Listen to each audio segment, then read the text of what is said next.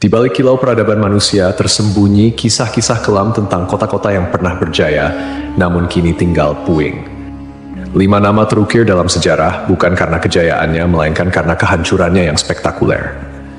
Kota-kota ini, yang konon dikutuk oleh Sang Pencipta, menjadi pengingat abadi akan batas antara kehendak manusia dan murka ilahi. Dari debu dan abu, kisah mereka berbisik, memperingatkan generasi mendatang tentang harga yang harus dibayar atas pembangkangan dan dosa. Mari kita telusuri jejak kota terkutuk ini, yang nasibnya telah diputuskan oleh tangan Tuhan sendiri. 1. Pompei. Pompei adalah sebuah kota kuno yang terletak di wilayah Campania, Italia. Kota ini memiliki sejarah panjang yang dimulai jauh sebelum kehancurannya secara tragis pada tahun 79 Masehi. Pompei telah berdiri sejak abad ke-7 sebelum Masehi oleh suku Ossi. Awalnya, Pompei merupakan sebuah pemukiman kecil yang kemudian berkembang menjadi kota pelabuhan penting di wilayah Napoli. Pompei pun berkembang menjadi kota yang besar pada masanya. Kota ini juga dikenal yang jauh lebih subur daripada tempat lain, karena Pompei terletak di kaki Gunung Vesuvius, sebuah gunung berapi purba yang merupakan satu-satunya gunung berapi aktif di Eropa. Para petani di kota ini banyak yang menanam anggur dan zaitun. Kesuburan tanah ini merupakan salah satu faktor utama yang mendorong pertumbuhan dan kemakmuran Pompei selama berabad-abad. Meskipun Gunung Vesuvius telah lama menjadi bagian dari lanskap kota Pompei, penduduk kota tampaknya tidak menyadari bahaya yang kelak akan ditimbulkannya. Gunung Vesuvius diketahui telah tidak aktif selama berabad-abad, dan pengetahuan vulkanologi pada masa itu masih sangat terbatas. Kota Pompei merupakan bagian dari wilayah kekuasaan Romawi kuno.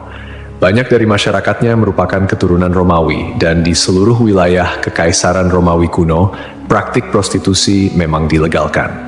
Namun Pompei menawarkan sesuatu yang lebih. Diperkirakan ada 35 rumah bordil yang tersebar di kota ini. Di Pompei ada beberapa lupanar, dengan yang paling terkenal disebut Lupanar Grande, yang merupakan satu-satunya rumah bordil besar yang ditemukan di sana.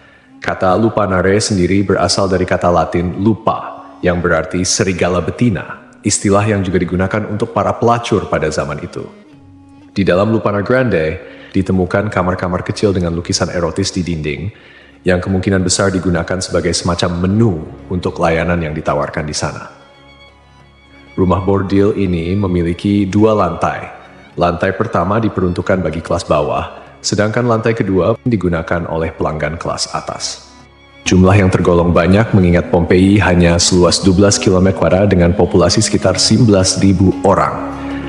Untuk menuju rumah bordil, jalanan di Pompei diberi petunjuk arah berupa pahatan falus alat kelamin laki-laki, sebuah tanda untuk membantu orang asing yang mungkin mabuk berat atau tidak bisa berbicara bahasa lokal. Praktik prostitusi biasanya dilakukan oleh para budak yang memasang tarif sangat murah. Bahkan tarif di Pompei jauh lebih murah daripada di wilayah Kekaisaran Romawi lainnya. Dengan membayar setara harga seperempat gelas anggur, setiap laki-laki yang datang ke Pompei sudah bisa memesan pelacur. Pada salah satu dinding aula, ditemukan tulisan yang artinya, "Jika Anda mencari pelukan manis di kota ini, semua gadis di sini tersedia." Hubungan seksual yang diwajarkan tidak hanya terjadi antara laki-laki dan perempuan saja. Penemuan grafiti menunjukkan bahwa homoseksual dan pemerkosaan anak juga menjadi hal yang biasa di Pompei.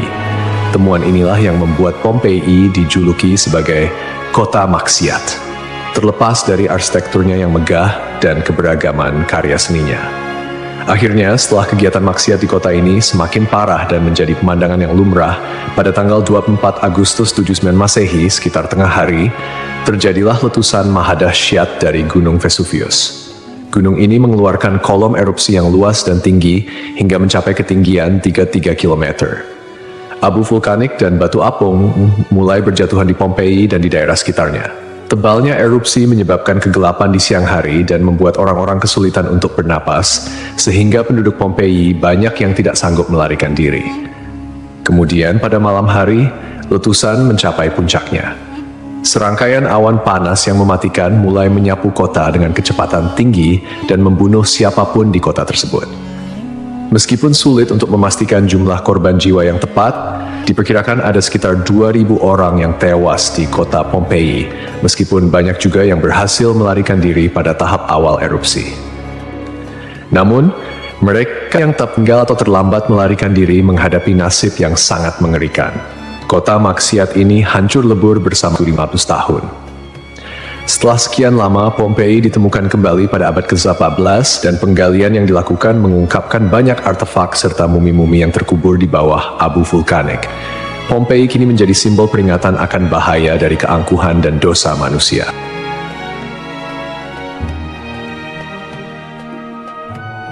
Kisah Desa Legetang. Pada suatu hari di Desa Legetang, warga melihat banyak binatang liar berkeliaran di sekitar jalan desa. Binatang-binatang ini, seperti monyet, kera, babi hutan, dan lainnya, bukan berasal dari daerah tersebut. Setelah diselidiki, ternyata hewan-hewan ini berasal dari Gunung Pengamun-Amun, yang berada agak jauh dari Desa Legetang. Kejadian ini membuat warga khawatir dan mereka bermusyawarah untuk menyikapinya. Mereka menyimpulkan bahwa turunnya hewan-hewan dari gunung adalah pertanda akan terjadinya musibah besar. Kepercayaan lokal yang menyatakan bahwa hewan bisa merasakan bencana sebelum terjadi mendorong warga Desa Legetang untuk bertindak cepat. Mereka memutuskan untuk kerja bakti membuat parit di lembah Gunung Pengamun-Amun sebagai upaya antisipasi bencana, khususnya longsor. Desa Legetang terletak di dataran tinggi Dieng, Kecamatan Batur, Kabupaten Banjarnegara, Jawa Tengah. Desa ini dikenal dengan tanahnya yang sangat subur, bahkan lebih subur dibandingkan desa-desa lainnya di sekitarnya. Sebagai contoh, jika semangka yang ditanam di desa lain hanya mencapai berat sekitar 6 kg, semangka yang ditanam di Legetang bisa mencapai 10 hingga 12 kg. Setelah parit selesai dibuat, kehidupan di desa kembali normal. Desa Legetang adalah desa yang makmur, hanya sedikit orang miskin di sana. Banyak saudagar kaya yang hidup mewah dan uang sering dihamburkan untuk hiburan. Setiap malam, mereka sering berjudi dan mengadakan berbagai hiburan yang tidak pantas, seperti kesenian lengger yang kadang berujung pada tindakan asusila. Kesenian ini yang hanya dilakukan di desa tersebut menjadi simbol betapa jauhnya masyarakat desa ini dari nilai-nilai agama dan moral. Setiap malam, penduduk Desa Legetang terlibat dalam berbagai bentuk kemaksiatan, termasuk perjudian, mabuk-mabukan, dan seks bebas. Mereka yang tidak terlibat dalam perilaku ini tampaknya membiarkannya, seolah-olah itu adalah hal yang wajar. Beberapa sumber melaporkan bahwa tingkat kemaksiatan di desa ini sangat tinggi, dengan beberapa laporan ekstrem seperti hubungan seksual antara anak dan ibu kandung. Desa Legetang mengalami hujan yang sangat lebat. Cuaca ekstrem ini disertai dengan petir yang menyambar-nyambar dan suara guntur yang menggelegar di langit yang gelap. Tiba-tiba, terdengar suara ledakan yang sangat keras yang dapat didengar hingga ke desa-desa di sekitarnya. Bukan paginya, setelah badai reda, penduduk desa-desa tetangga terkejut mendapati bahwa Desa Legetang telah tertimbun tanah dari puncak Gunung Pengamun-Amun. Tragedi ini menelan korban jiwa 351 orang, termasuk bayi dan balita. Hanya satu orang yang berhasil selamat, yaitu seorang pemuda bernama Suhuri yang sedang berada di luar desa saat kejadian. Secara logika, sulit untuk memahami bagaimana Desa Legetang bisa tertimpa longsoran dari puncak gunung yang jauh dan terpisah oleh lembah serta perkebunan. Penduduk desa telah membuat parit sebagai antisipasi terhadap longsor, tetapi bencana ini tampaknya melibatkan fenomena yang tidak bisa dijelaskan dengan mudah. Ada yang berpendapat bahwa kejadian ini adalah azab dari Allah, karena tidak dapat dipahami secara rasional. Ashabul Ras. Ashabul Ras adalah sebuah kaum yang hidup pada zaman dahulu. Kisah mereka disebutkan dalam Al-Quran sebagai salah satu kaum yang mendapat azab dari Allah Subhanahu wa Ta'ala. Nama Ashabul Ras secara harfiah berarti penghuni sumur atau pemilik sumur. Mereka tinggal di sebuah wilayah yang kini diperkirakan berada di antara Yamamah dan Hadramaut di Jazirah Arab. Kehidupan Ashabul Ras sangat bergantung pada sebuah sumur besar yang menjadi sumber air utama. Tidak hanya menjadi pusat kehidupan, tetapi juga menjadi simbol kemakmuran dan identitas kaum tersebut. Mereka membangun peradaban yang cukup maju di sekitar sumur ini dengan pertanian dan peternakan sebagai mata pencaharian utama. Namun, meskipun telah diberi nikmat berupa sumber air yang melimpah, Ashabul Ras justru menyalahgunakan anugerah tersebut. Mereka mengembangkan sistem kepercayaan yang menyimpang dan menyembah pohon cemara besar yang tumbuh di dekat sumur mereka. Pohon ini dianggap suci dan dijadikan objek penyembahan, menggantikan Allah Subhanahu wa Ta'ala sebagai Tuhan yang seharusnya disembah. Kemusyrikan Asyabul Ras tidak berhenti pada penyembahan pohon saja.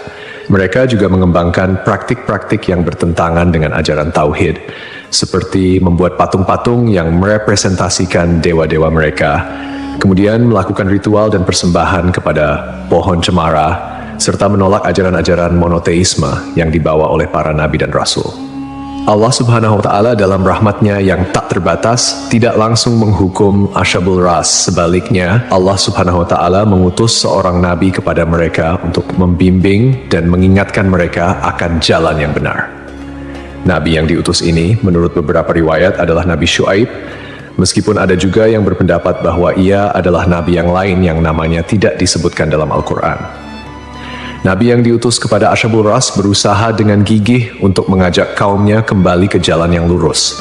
Ia menyampaikan risalah Tauhid, mengajak mereka untuk hanya menyembah Allah Subhanahu wa Ta'ala dan meninggalkan penyembahan terhadap pohon dan berhala.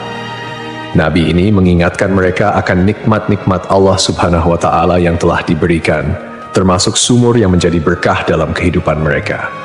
Namun, meski telah diingatkan, mereka tetap keras kepala dalam kekufuran dan kemusyrikan, bahkan mulai mengancam dan memusuhi Nabi yang diutus kepada mereka. Penolakan ini berlangsung dalam waktu yang cukup lama, menunjukkan kesabaran Allah Subhanahu wa Ta'ala dalam memberi kesempatan kepada hamba-hambanya untuk bertaubat. Setelah bertahun-tahun menolak ajakan Nabi mereka dan tetap teguh dalam kekufuran, akhirnya azab Allah Subhanahu wa Ta'ala turun kepada kaum Asyabul Ras.